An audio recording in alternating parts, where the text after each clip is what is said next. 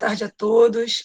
Eu sou a professora Glaucimara, professora de enfermagem do campo UFRJ Macaé. Sou tutora do projeto PET Saúde e Interprofissionalidade da Universidade Federal do Rio de Janeiro, campus Macaé. É um projeto desenvolvido pelo Ministério da Saúde em parceria com a nossa universidade. Esse projeto visa sobre o edital 2019-2021 e vem priorizar a abordagem da educação pelo trabalho. É com grande felicidade que damos início hoje à nossa roda de conversa com o tema do Outubro Rosa, com essas duas profissionais magníficas que estão aqui conosco, e que agora também estou aqui com a aluna Roberta, que é participante do projeto, é bolsista do projeto, que vai se apresentar. Roberta, fica à vontade. Bom, boa tarde. O Outubro Rosa é uma campanha de conscientização que tem como objetivo principal alertar as mulheres e a sociedade sobre a importância da prevenção e do diagnóstico do câncer de mama e, mais recentemente, também do câncer de colo de útero. Bom, então hoje nós temos a honra de ter conosco aqui a Carmen de Paula, que é enfermeira, e a Sandra Maria Lisboa Veríssimo, que é assistente social, ambas com vasta experiência em oncologia pelo Instituto Nacional do Câncer. Agora eu vou deixar o espaço liberado um pouquinho para que vocês se apresentem. Boa tarde. Boa tarde. Bom, eu sou Carmen, enfermeira, atuo em oncoginecologia no ambulatório, e coordeno o ambulatório de sexualidade também. E, assim, o nosso dia a dia é esse, atender as mulheres com câncer, câncer ginecológico, e nas suas diferentes fases. As mulheres que chegam para iniciar o tratamento, as mulheres que já estão em tratamento, e sob controle. Mas trabalhamos com as mulheres, com idades também bastante diferenciadas, inclusive chama a atenção determinados tipos de cânceres que a literatura e os pesquisadores ressaltavam uma faixa etária mais avançada, mas que, curiosamente, tem evidenciado mulheres bem jovens, como, por exemplo, o câncer de vulva também, e o câncer de colo do útero. Nós estamos com bastante pacientes jovens com doença avançada. É uma realidade, A gente tem percebido muito isso nas nossas atualizações sobre pesquisa e que nos traz, assim, diversas reflexões. A gente necessariamente não vai abordar esse caminho hoje, mas acho que já pode até ficar um convite para uma próxima conversa, O porquê dessa incidência de tanto aparecimento de novas patologias voltadas para a área da oncologia e também o porquê numa população tão jovem, Estamos aqui também com a Sandra, E a Sandra vai se apresentar um pouquinho para a gente, falar um pouquinho da trajetória dela dentro do Instituto. Boa tarde a todos e todas. Eu sou Sandra, Sou assistente social do Hospital do Linca 3, que é especializado no câncer de mama. E como a Carmen também, nós atendemos o público. Nosso usuário da grande maioria, mulheres, uma parcela bem 1% de homens que se acomete de câncer de mama, mas a nossa grande maioria são mulheres com câncer de mama. Câncer de mama nas suas vários estadiamentos, nas várias fases e etapas. E atendemos o serviço social daqui atende no ambulatório, na enfermaria, na emergência, então estamos em todos os espaços de atividade junto com essas usuárias. E reforçando o que a Carmen falou, então, aqui nessa unidade nós também observamos, diferente do que a literatura colocava, do aparecimento de câncer de mama em mulheres jovens, com faixa etária, às vezes, bem inferior dos 40, e já com um câncer de mama bem agressivo, Então, são estudos que estão sendo feitos, para identificar essa realidade que a gente tem vivenciado assim no nosso cotidiano de trabalho, E que impacta essas mulheres numa fase assim, tão jovem, de vida. Então, eu espero colaborar aí para o programa, tá? Com certeza, muito obrigada. A gente vai iniciar algumas perguntas, né? A Roberta vai fazer algumas perguntas, depois eu farei mais ao final, que é justamente nos dará a oportunidade de estarmos refletindo sobre essa riqueza de conteúdo que vocês já trouxeram somente na apresentação. Então, vamos especificamente para algumas perguntas que a gente pretende trabalhar um pouquinho e entender essa interprofissionalidade no contexto da saúde para essas mulheres as quais mencionamos. A primeira pergunta é que, atualmente, como tem funcionado a política pública voltada para esse acolhimento da mulher com câncer? A questão do acolhimento, quando nós pensamos em política, né, associada com uma das estratégias, as diretrizes da Política Nacional de Humanização, o acolher, né, o acolhimento, ele se dá, pelo menos assim, de uma forma integrada com os profissionais de diversas categorias, pelo menos 3 categorias profissionais acolhem o paciente nesse primeiro momento em que ele chega à unidade com o diagnóstico, e muitos ainda com a esperança de que o diagnóstico não se confirme, né? Mas na maioria das vezes o diagnóstico é mantido. Então, ele já passa por uma abordagem médica, onde é apresentada uma proposta terapêutica. Ele passa por uma consulta de enfermagem, de acolhimento, para, além de acolher, apresentar a unidade a ele, sob o ponto de vista do que tem a ser oferecido, em termos de proposta de cuidado, fazer, né, tentar estabelecer um vínculo com ele através de orientações e observando o feedback, o entendimento em relação às informações nesse primeiro momento, e uma oportunidade de escuta também para esse paciente familiar, né, que se depara com a notícia difícil que é o diagnóstico do câncer. E, no exemplo aqui da unidade onde eu trabalho, nós temos a psicóloga, nesse primeiro momento, no ambulatório, que faz parte desse acolhimento também com os pacientes que chegam aqui ao primeiro dia, vindo pela rede, né, que é o nosso sistema de regulação. Então, está funcionando desta forma. Então, casos, né, assim, no ambulatório, salvo os casos de pacientes que vêm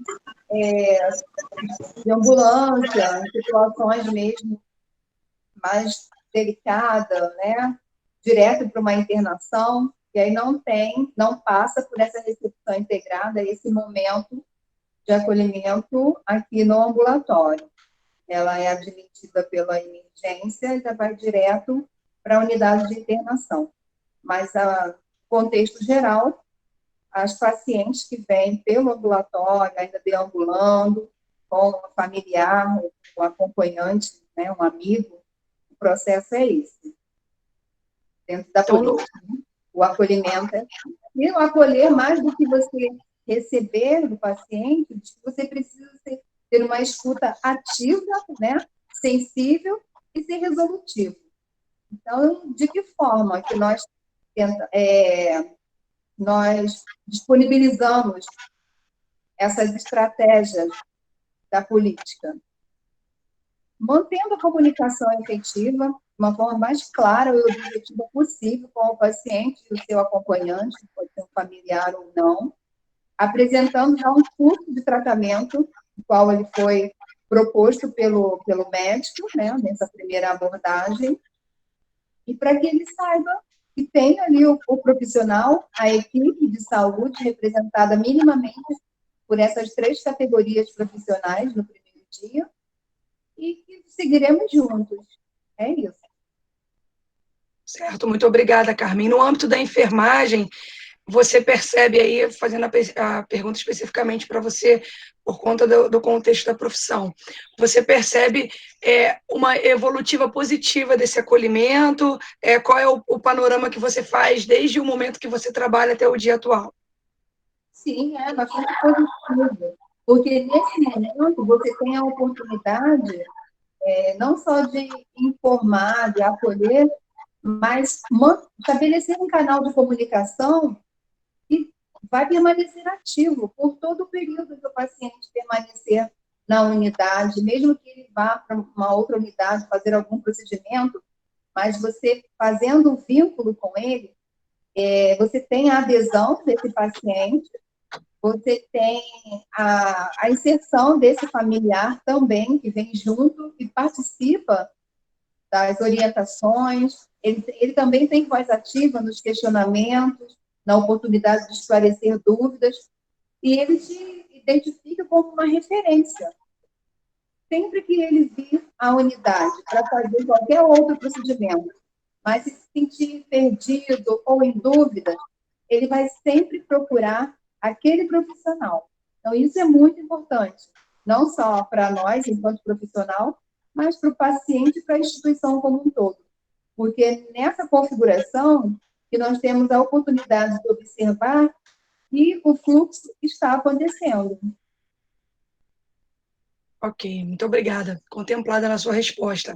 Agora a Sandra vai falar um pouquinho para a gente sobre essa mesma pergunta e vamos escutar um pouquinho a experiência dela em relação à evolução da política pública de saúde, voltada para o acolhimento. O câncer de mama, a política pública que inicia as investigações, que se volta para o câncer de mama, vai bem lá na década de 80, né? Porque ela primeiro inicia para a detecção precoce do câncer de colo de útero, e depois, mais à frente, né, com o programa Viva, com programas que vão integrando a mama nesse projeto da assistência, que vai introduzir a investigação do câncer de mama, né? E na nossa unidade... Alô? Estou ouvindo. Tá, então. E que é o programa Viva Mulher, né? Que ele é feito em 1998.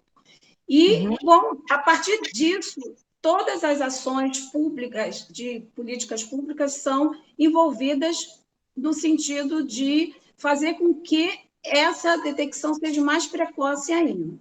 Com relação à unidade 3, né, da pergunta de vocês sobre o acolhimento, né, como é feito esse acolhimento, as mulheres que chegam à nossa unidade, é um pouco parecido com da unidade 2, que a Carmen apresentou, né?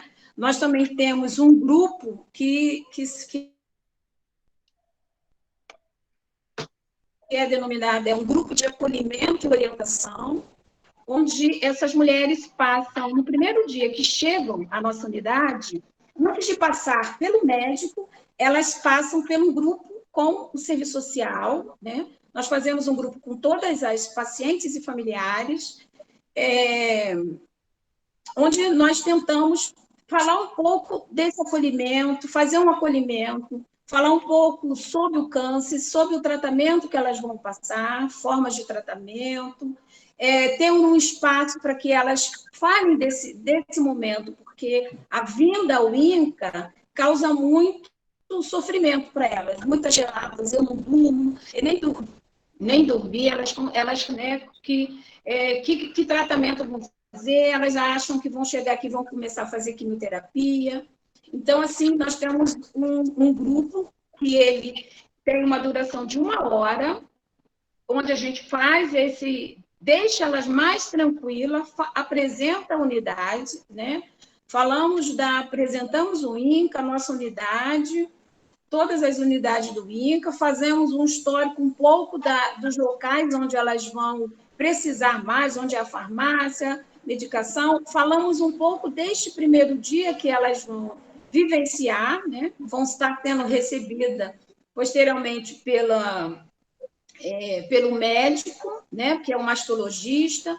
Então, deixamos ela informada tanto desse primeiro dia e do tratamento também, né?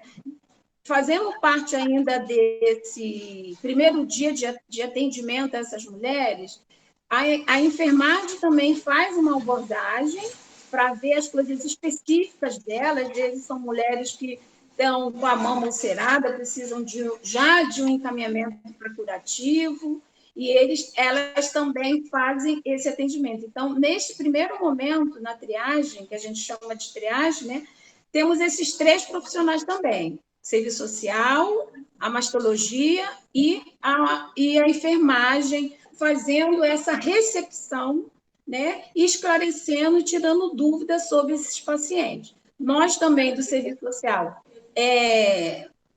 além de ter esse espaço, num segundo momento do nosso grupo, nós falamos sobre os direitos sociais, né, exemplificando os perfis de quem vai ter direito, de vários tipos de direito, uma cartilha de direitos, oferecemos essa cartilha e elas levam essa cartilha para ficar com ela, para elas poderem se orientar. A enfermagem também fornece uma cartilha, que é uma orientação sobre a nossa unidade, os serviços que tem, o horário de funcionamento.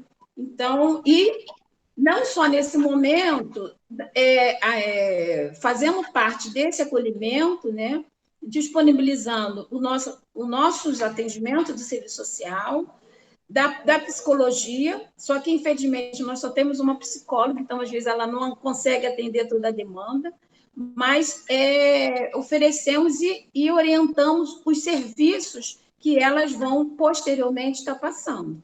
Então, esse é um primeiro acolhimento que nós fazemos a nossas usuárias, mas existem outras situações do acolhimento à enfermaria, né, aos pacientes, aos familiares. Então, essa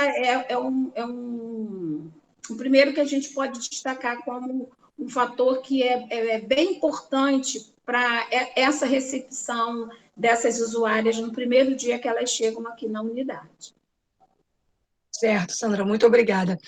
A gente percebe que tem uma interprofissionalidade, um limiar do cuidado entre as profissões no acolhimento. Eu também, que já fui funcionária de instituto especializado, sei bem como funciona essa triagem, e a Sandra, assim como a Carmen, vocês disseram coisas elucidativas, e que faz a gente pensar assim, realmente, a mulher não dorme à noite quando ela vai para receber um possível diagnóstico, né? A mulher, ou até o público que seja.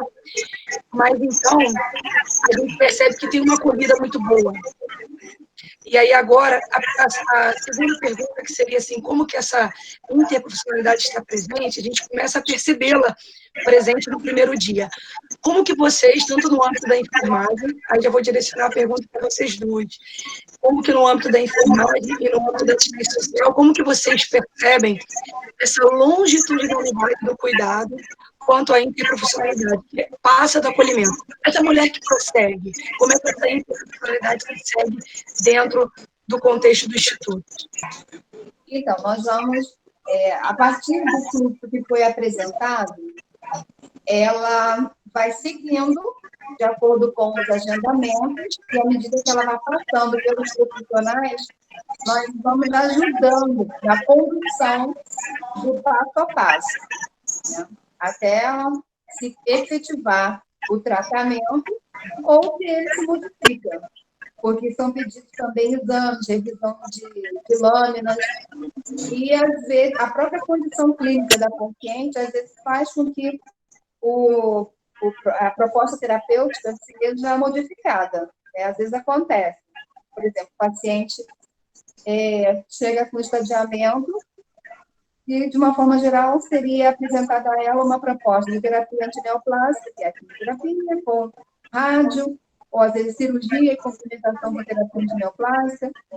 Mas se ela já tem uma complicação, por exemplo, uma insuficiência renal, ou problema cardíaco, a terapia antineoplástica fica inviável para ela. Então, ela precisa fazer um esquema alternativo ou um tratamento de rádio exclusivo, né? O profissional, no caso, principalmente o enfermeiro, tem que permanecer atento a isso aí, porque, dependendo da proposta terapêutica, as condutas são diferentes. No caso, paciente do pré-operatório, paciente que vai para a rádio, nós temos consultas específicas, né, para orientar o paciente sobre o autocuidado, o estilo de vida, né, e o tempo mesmo, e os exames que ele precisa realizar para chegar às avaliações com outros profissionais, uma avaliação clínica para risco pré-anestésico, ou anestésico, cirurgia, algumas coisas nesse nível, preparo para determinados tipos de exames, e às vezes também a questão do emocional, saúde mental, muito comprometida, até incapacitando o deslocamento desse paciente. Então, ele falta a consulta. Nós temos uma agenda prévia, que nós já sabemos. Por exemplo, eu já sei para o dia seguinte, antes de sair da unidade, quantos pacientes terei para o próximo dia. Então, a gente vai confirmando esse agendamento, ele vai efetivando a medida que chega à unidade, nós preparando o material para disponibilizar, que vai ser, dependendo da característica do atendimento. Então, às vezes o paciente não comparece, a gente observa se houve um reagendamento, ou se alguém fez a comunicação. E os profissionais também, porque a assistente social, eles interagem muito de perto. Ela vem e pergunta, por exemplo, na consulta de enfermagem pré-rádio, nós atendemos a enfermeira, assistente social e nutricionista. E é no mesmo dia. Então, uma vai caminhando o paciente para outra. Olha, está faltando, fulano chegou? Não. Olha, eu atendi, mas encaminhei para o atendimento, porque a situação estava assim, estava assada. Olha, dei a orientação para agilizar isso e retorna para você mais tarde. Olha, a situação está assim. Olha, eu queria finalizar para você abordar isso, porque já comentou comigo. Está esperando o acompanhante chegar. E dessa forma, ou eu vou pedir o parecer de um outro especialista, porque a situação está assim, está assim. A todo momento, nós nos comunicamos, né? E isso favorece não só a equipe de saúde, mas também o profissional. É isso. A todo tempo. Às vezes ela vem para uma consulta com a nutricionista e ela identifica que em algum momento ele se perdeu do fluxo. Olha, você não passou, está faltando a consulta com a enfermeira, está faltando a consulta com a psicóloga, com a fisioterapeuta, faz parte. Aí ela entra em contato. Carmen, tem um paciente aqui nessa situação, com essa dúvida de que não passou, que perdeu, como é que pode ser feito? Dessa forma, nós trabalhamos. Oi, Sandra, quer falar um pouquinho agora também dessa longitudinalidade do cuidado, desses desafios, também sobre a continuidade da interprofissionalidade no atendimento a esse público? Sim. Apesar de estarmos, eu e a Carmen, falando de uma instituição, que é o INCA, né? Nós estamos em unidades diferentes. Então, as realidades, tanto dos usuários, mas o HC1, o HC2, ele se aproxima muito da nossa realidade, porque são mulheres também, um pouco do perfil, mas tem rotinas, fluxos e organização de profissionais diferentes.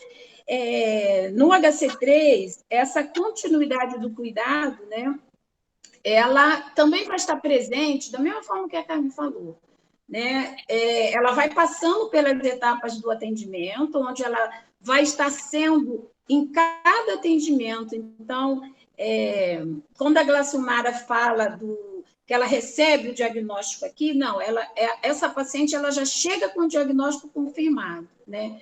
Então, um caso ou outro que ela vem investigar, porque o INCA não vai fazer essa investigação, ele vai fazer de casos específicos, pelo menos da mama, né? Que a rede não consegue fazer esse diagnóstico. Quando ela chega, ela já tem o diagnóstico. Ela vai, a partir desse primeiro dia, depois dos exames, ela vai numa outra consulta, numa segunda consulta, que deve ocorrer dentro de 20 a 25 dias, ela vai ter a definição desse tratamento. Se vai ser cirúrgico, quimioterapia, se vai ser radioterapia, qual vai ser esse início do tratamento. E ela vai passando pelos profissionais e vai sendo orientada sobre sintomas, casos, situações que elas necessitam vir para a nossa emergência. Então, assim, elas vão estar sendo orientadas e os profissionais eles vão entrando dentro da necessidade do cuidado dessa paciente. Então, se é uma paciente que existem alguns protocolos, quem vai para químio já faz atendimento com a nutrição, com a enfermagem, tem alguns profissionais já destinados a atender essa paciente. Se ela vai para pré-operatório, ela vai passar, antes da cirurgia, de novo pelo serviço social, pela psicologia, pela fisioterapia, pela nutrição. Então, são fluxos de atendimento que elas vão passando em função do tratamento. Quando a paciente, antes de passar por esse fluxo, há uma necessidade dela, como a Carmen falou, um profissional atende e vê que há uma necessidade, ou uma enfermeira, ou um médico, há uma necessidade de acionar o serviço social, eles vão nos acionar através de um parecer. Vai falar, olha, está precisando disso, e a gente vai atender. Se no nosso atendimento observarmos a necessidade de algum acompanhamento do fisioterapeuta, o nutricional, ou com a psicóloga, ou às vezes até mesmo retornar ao médico, que essa paciente não entendeu alguma proposta terapêutica, isso é feito a qualquer momento. Tá? Então, assim, faz parte desse cuidado, né? Nós, aqui no HC3, nós temos 3 assistentes sociais só, né? E não conseguimos cobrir tudo. Então, é importante que esses outros profissionais estejam atentos a essas situações de paciente socioeconômica, familiar, para que eles possam nos remeter para um atendimento. Porque nem sempre nós vamos conseguir atender a todos os pacientes. E aí é quando eu falo das realidades diferentes das unidades. Então, existe toda uma proposta de acompanhamento, né, da parte do serviço social. Os pacientes que a gente já atende, identifica que ele tem uma grande chance de desistir do tratamento, ou por problema socioeconômico, ou por problema familiar, ou por rede, ou por alguma situação até psicológica, a gente vai fazendo acompanhamento psicológico, vamos encaminhar para a psicologia e vamos monitorando esse paciente, vamos acompanhar. Em algumas situações, essas dificuldades, às vezes até de rede, isso vai aparecer para a gente quando ele interna, né? Que aí ele internou, vai precisar, quando ele depende mais de cuidado. Então, assim, a todo momento, a gente, do tratamento, né, e desse caminhar do paciente na unidade 3, a gente vai tentando estar nessas fases do tratamento, né? E a importância de outros profissionais estarem sinalizando, né? Em alguns setores a gente consegue estar juntos, que é na enfermaria, outros não, no ambulatório. A localização dos ambulatórios são diferenciadas, então há uma necessidade do outro profissional estar sinalizando a necessidade, ou a agente do serviço social para os médicos, para a enfermeira, ou a enfermeira e outros profissionais para o serviço social. Então, essa integralidade e esse caminhar do paciente, ele vai se dando, assim, alguns pacientes, às vezes, acabam se perdendo, né? O fluxo caminha, assim, para todos, a gente espera que caminhe na sua grande maioria, né?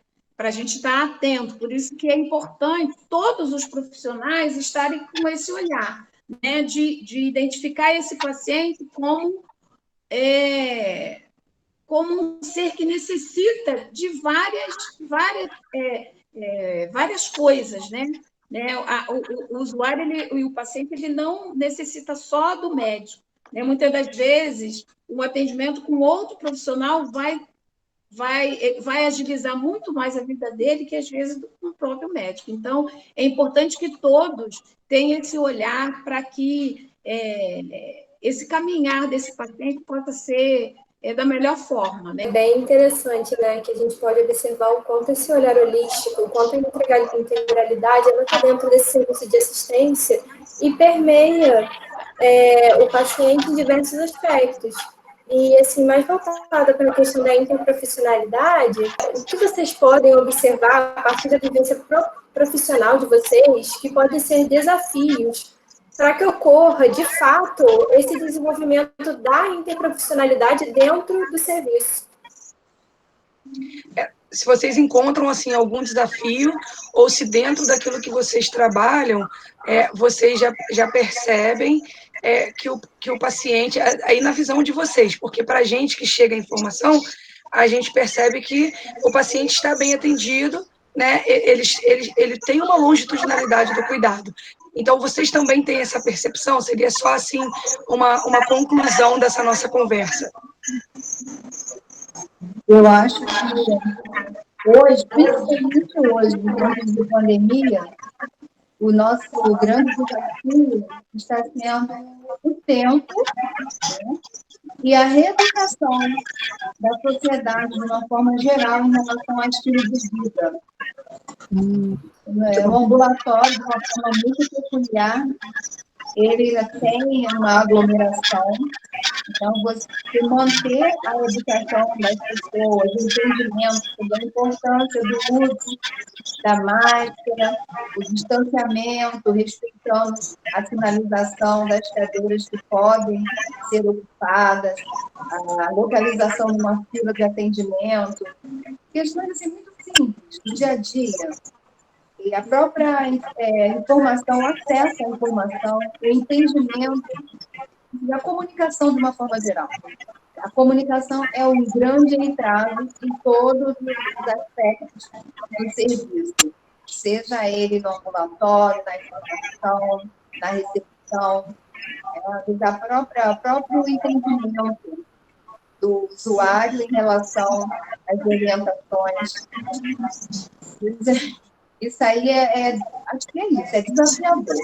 A comunicação sempre foi, né, uma situação, e dentro de uma proposta de cuidado não é diferente. E agora, em tempos de pandemia, maior ainda. Maior ainda. Então, a comunicação é o remédio, né? Uma boa comunicação faz também um bom cuidado, né? Eu queria perguntar para vocês duas, para a gente poder estar encerrando essa roda de conversa de hoje, se eu pedisse vocês, assim, desde o tempo que vocês trabalham com oncologia no âmbito da profissão de vocês, falando da campanha do Outubro Rosa, desde sua institucionalização e sua implementação, como que vocês percebem o movimento dessa campanha, como que vocês caracterizam no âmbito das profissões e também no âmbito dos usuários. Eu queria que vocês falassem um pouquinho da campanha, é muito forte, estamos no mês de outubro, mais especificamente. Em relação a Outubro Rosa, assim, o que a gente observa, principalmente enquanto profissional? A gente observa que existe uma mobilização, que é uma situação histórica, né, em torno do movimento, Outubro Rosa, mas quando nós aqui na unidade, ou até mesmo fora da unidade, e no nosso dia a dia a gente já trabalha, já faz essa abordagem sobre a importância da prevenção, rastreamento em todos os momentos. Mesmo quando o paciente já chega aqui com o diagnóstico, a gente está sempre tendo a oportunidade de fazer essa abordagem, né, porque ela não vem sozinha e existem outras situações. Mas eu acho que deveria ter uma característica diferente. Tá? apesar de nós sabermos que o outubro é um marco, foi um mês escolhido para essa mobilização social, né, política, e em todos os aspectos em relação ao câncer de mama e colo do útero, mas que, mais do que isso, a gente tinha que ter um investimento para que aumentasse ou facilitasse o acesso das pessoas ao diagnóstico, porque nós temos uma realidade de pacientes que chegam com doença avançada, principalmente porque demorou a fazer o diagnóstico. O acesso ainda é difícil, mesmo quando nós sabemos que em muitos serviços ele melhorou, né?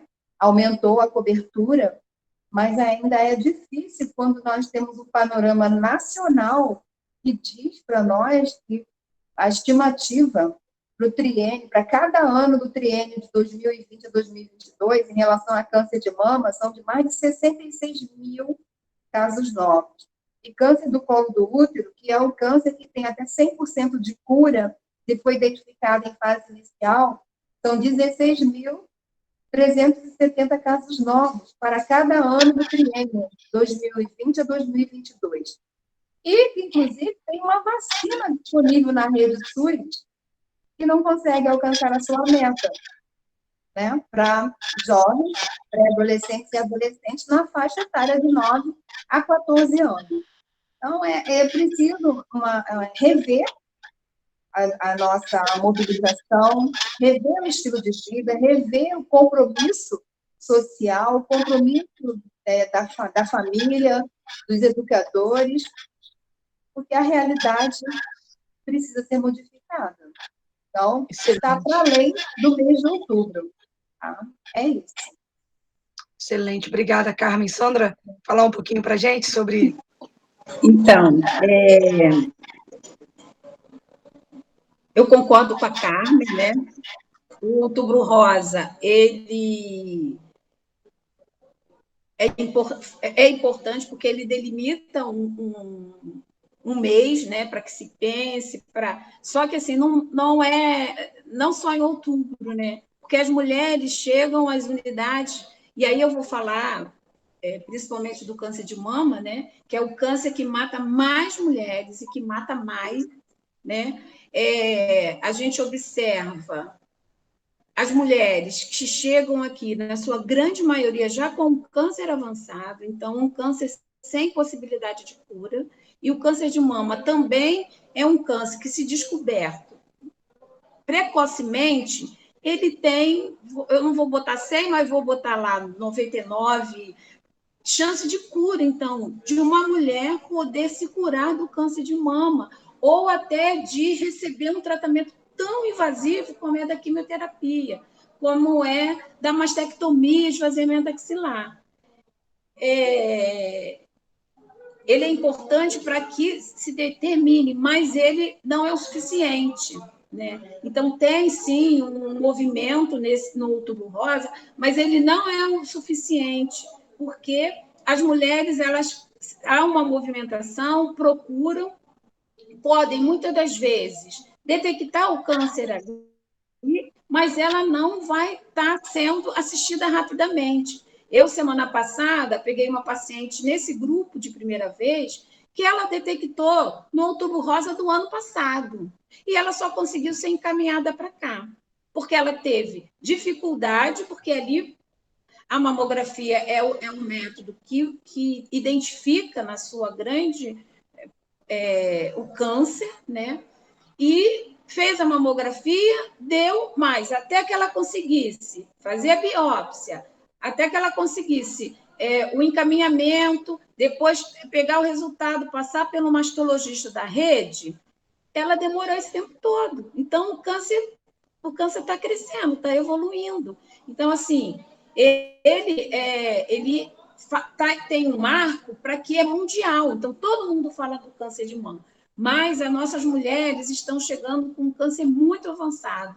Então, assim, e com quase que acho que 80%, são poucas que a gente vê que vão fazer uma cirurgia simples e receber hormônio. Então, eu acho que se fosse pensar num desafio, O meu desafio era esse, e assim, que futuramente, né, se pense nisso, que esses diagnósticos as mulheres possam ter acesso, porque, pela estatística, as mulheres que têm mais acesso são as mulheres com maior nível de escolaridade, de uma classe social mais elevada, essas conseguem estar fazendo o seu acompanhamento. Por outro lado, a gente vê que os mamógrafos são distribuídos desigualmente no nosso Brasil, né? Os mamógrafos estão mais concentrados na região sudeste, né? Do norte, no norte e outros no nordeste, são poucos mamógrafos. Então, assim, uma igualdade nesse acesso para todas as mulheres do Brasil, né? E que elas possam cada vez mais, se tiver o câncer, mas que ele possa ser detectado precocemente, para que elas possam ter chances de se tratarem, de se curarem e de receber um tratamento menos invasivo que as mulheres que estão chegando nesse momento nas unidades estão recebendo. Morrendo muito rápido e com grande sofrimento, que é o tratamento oncológico. Muito obrigada. Roberta, alguma coisa? É muito interessante a gente poder ter essa riqueza aqui conosco, né? Ainda mais eu que ainda sou aluna, né? Estou perto da minha formação, porque é uma vivência que a gente não encontra em livro nenhum. Essa riqueza de detalhes, esse panorama, essa informação que está chegando tão antecipadamente para a gente, né? Eu queria agradecer mesmo pela participação de vocês e pela oportunidade, né, de estar sendo enriquecida com essa roda de conversa. Agradeço pela oportunidade, né, de participar com vocês. A gente agrega e recebe. Isso é muito bom. Eu também quero agradecer o convite, né? Apesar dessa modernidade, primeira vez que eu estou fazendo uma atividade assim, né? A oportunidade de conhecer a minha colega de trabalho lá da Carmen, né? Enfermeira do HC2, conhecer vocês e espero que tenha contribuído para a formação desses profissionais que vão entrar na rede particular ou no SUS. Então, espero que eles levem esse espírito do trabalho em equipe, né? Dessa integralidade e de que os pacientes precisam, sim, de todo mundo, né? Com a integralidade são vários olhares, né? Então, o cuidado são vários olhares. E a integralidade é isso, né? São vários olhares olhando para uma pessoa. Então, acho que essa é a mensagem que eu quero deixar aí para os alunos, né? Espero que eles possam ter isso para frente da formação deles, tá? Obrigada a vocês. A Carmen pela parceria, né? Nós vimos que a gente tem muita coisa parecida, né? Eu queria saber se dá tempo de uma perguntinha final, pode ser rápida, mas vocês falam tanta coisa que nos faz pensar. Falando da pandemia e do Outubro Rosa, né? Como que está sendo a programação de outubro? Está havendo um movimento digital por conta do Instituto ou está ficando uma coisa mais a nível nacional, do Ministério da Saúde? Me gerou essa dúvida agora. Não, as nossas atividades presenciais, principalmente em grupo, ainda não estão acontecendo. Por exemplo, os grupos educativos foram suspensos desde março. Estou fazendo atividade individual com os pacientes. E no Outubro Rosa, nós fazíamos rodas de conversa, sala de espera, oficina. Não programamos presencial, não.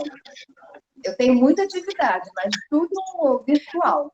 Era exatamente o que eu queria saber. Eu queria saber se estava tendo atividades, se estavam tendo atividades virtuais, que pelo menos essa comunicação, a gente sabe que nada como presencial, mas pode levar um pouco mais de carinho, de aconchego, né, para elas. Isso eu queria saber. Vou falar aqui do HC3, funciona da mesma coisa, a gente não tem nenhuma atividade grupal, né? As que fazem estão mantendo. Temos, sim, a única atividade grupal que tem é esse grupo que eu falei, mas a gente saiu do auditório, a gente faz na recepção, num local aberto, com as pacientes separadas, enquanto elas aguardam a consulta, antes da consulta médica. Então, enquanto elas estão aguardando, a gente manteve, porque pelo número reduzido de profissionais de serviço social, a gente não conseguiria fazer de uma outra forma. Então, a gente manteve, esse horário é um horário do grupo que é 7h30 da manhã, e a gente manteve para que elas não para que elas não ficassem sem essa abordagem do início. E quanto ao Outubro Rosa, nesse momento não tem sido, não tem nenhuma atividade do INCA aberta em função da pandemia. Tá? Então, a gente não tem ainda, e se tiver, pode ser que esteja alguma coisa online, mas não tem nada, em princípio não vai ter nada. Entendi. Gente, muito obrigada, tá, pela riqueza de informações. Vocês plantaram a sementinha do Outubro Rosa, que a gente escuta falar o que é, né, a história da campanha, escuta falar para a mulher se prevenir, mas a gente não escuta falar um pouquinho do que vocês chegaram ao final e fizeram um reflexo, né, dessa comunicação melhorada, desse desafio que é. Então, assim, eu queria agradecer muito e dizer que, com certeza, vocês levaram ainda mais conhecimento sobre a saúde da mulher nesse contexto do câncer de mama. Tá? Muito obrigada mesmo. Tenham todos uma boa tarde.